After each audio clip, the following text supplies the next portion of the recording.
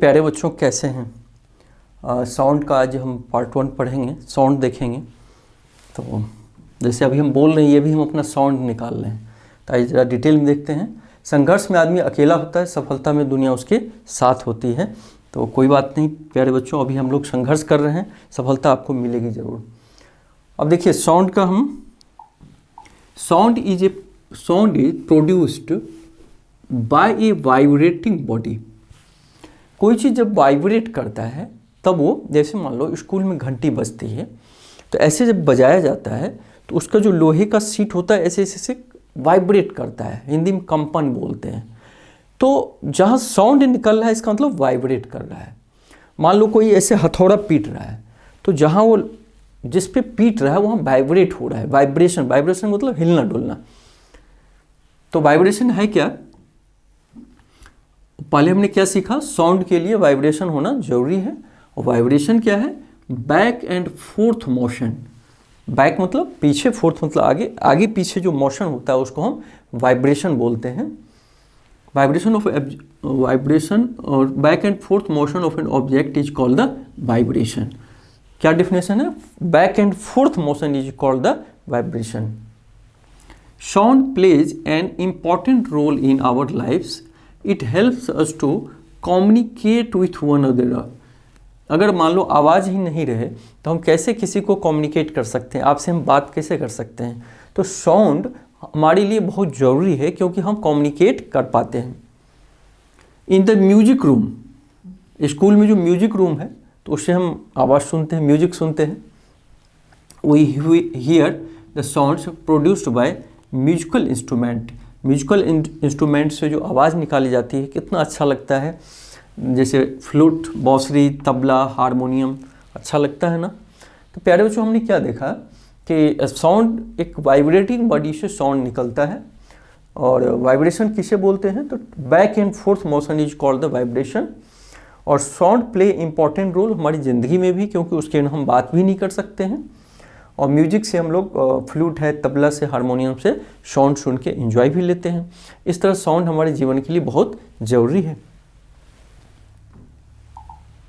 When a tightly stressed band is plugged in, vibrate and produce sound.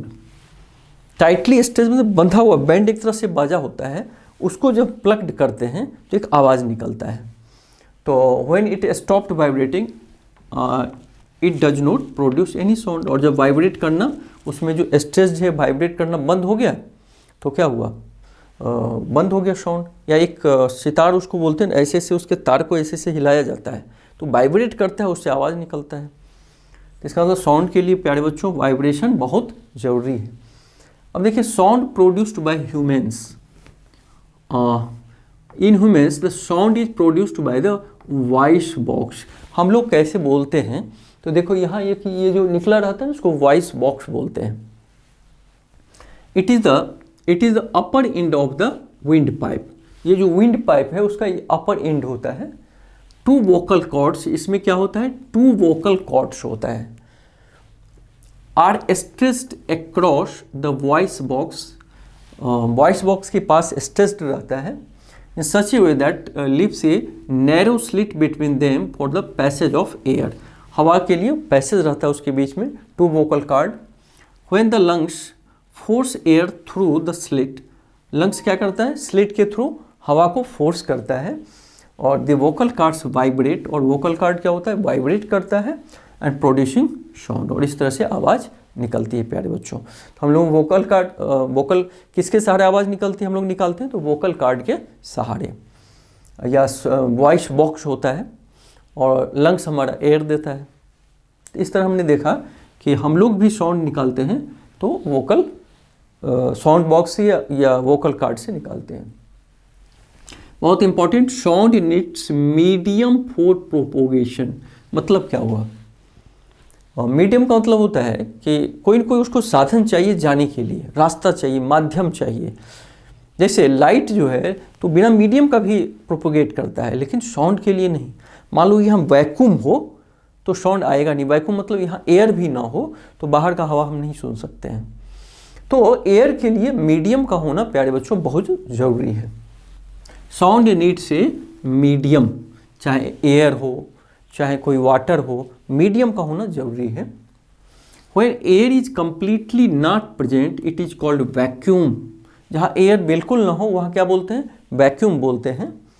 Sound can not travel through the vacuum, और vacuum के through sound travel नहीं करती है। तो याद रखना है कि साउंड के लिए हमेशा ट्रेवल करने के लिए मीडियम की ज़रूरत पड़ती है प्यारे बच्चों। Sound can travel through would, ध्यान दीजिए, वुड मतलब लकड़ी से भी साउंड ट्रेवल कर सकती है, और मेटल से भी साउंड ट्रेवल करेगी, क्योंकि साउंड के लिए मीडियम चाहिए। It can travel through solid also. आप एक लोहे के पास एक लोहे का सपोज करो पट्टी है, कान लगाइए और दूर से कोई इस पर मारेगा तो आवाज़ झन से नीचे से आएगा। तो इसका मतलब साउंड एयर से भी ट्रेवल कर सकती है, मेटल से भी, लिक्विड से भी, वाटर से भी। Sound can travel through water also, water से भी, जैसे मान लीजिए पानी लीजिए, एक सिरा में कोई बोलेगा तो कुछ न कुछ आवाज़ आपको सुनाई देगा। तो इस तरह हमने देखा कि साउंड को ट्रेवल करने के लिए मीडियम की ज़रूरत पड़ती है, लेकिन लाइट के लिए प्यारे बच्चों नहीं पड़ती है। We hear sound through our ear, we hear sound through our ear, कान से हम लोग साउंड सुनते हैं। कैसे? थोड़ा देखते हैं। When sound enters in our ear, कान में जब घुसता है sound, it travels down a canal, एक कैनाल बना होता है, मतलब पाइप जैसा रहता है। At the end of which this is a thin stretched membrane, last में क्या होता है? एक मेम्ब्रेन होता है। It is called the ear drum, कान जहाँ से हम सुनते हैं उसके अंदर एक कैनाल रहता है, एक पाइप रहता है, उसमें लास्ट में एक मेम्ब्रेन रहता है जिसे हम ईयर ड्रम बोलते हैं। Sound vibrates make the ear drum vibrate, कोई आवाज़ आता है हमारे कानों से तो ईयर ड्रम वाइब्रेट करता है, टू एंड फ्रो मूव करता है। Then signal go to the brain, then we hear, और वो जो वाइब्रेट करता है कौन? ईयर ड्रम, उससे हमें ब्रेन तक सिग्नल जाता है और उसके आवाज़ को हम सुन पाते हैं। तो हमने क्या देखा? हम लोग कैसे सुनते हैं? ईयर से सुनते हैं। ईयर से कैनाल लगा होता है, कहाँ तक? ईयर ड्रम तक, जिसे हम स्ट्रेच्ड मेम्ब्रेन भी बोलते हैं। जब कोई साउंड आता है तो ईयर ड्रम वाइब्रेट करता है, जब वो वाइब्रेट करता है तो हमारे ब्रेन तक इसका सिग्नल जाता है और हम सुन पाते हैं। ऑसिलेटरी मोशन क्या हुआ प्यारे बच्चों? कोई बता सकते हो? ऑसिलेटरी मोशन क्या है? To and fro motion of an object is known as the vibration. टू मतलब आगे पीछे जो मोशन करता है उसको हम क्या बोलते हैं? देखो ऐसे गया, ऐसे ऐसे ऐसे, इसको हम ऑसिलेटरी मोशन बोलते हैं या वाइब्रेशन भी बोलते हैं। This motion is also called the oscillatory motion. मान लीजिए पेंडुलम लगा है, एक घड़ी है पेंडुलम लगा है, तो जो हिलता है कैसे? यहाँ गया, फिर यहाँ से यहाँ आया, फिर यहाँ आया, फिर यहाँ गया, तो इसी मोशन को हम ऑसिलेटरी मोशन बोलते हैं। एक निश्चित टाइम पे वो रिपीट करता है वो मोशन अपने आप को। अब ऑसिलेटरी मोशन में फ्रीक्वेंसी किसे बोलते हैं? देखते हैं। द नंबर ऑफ ऑसिलेशंस पर second is called the frequency of oscillation.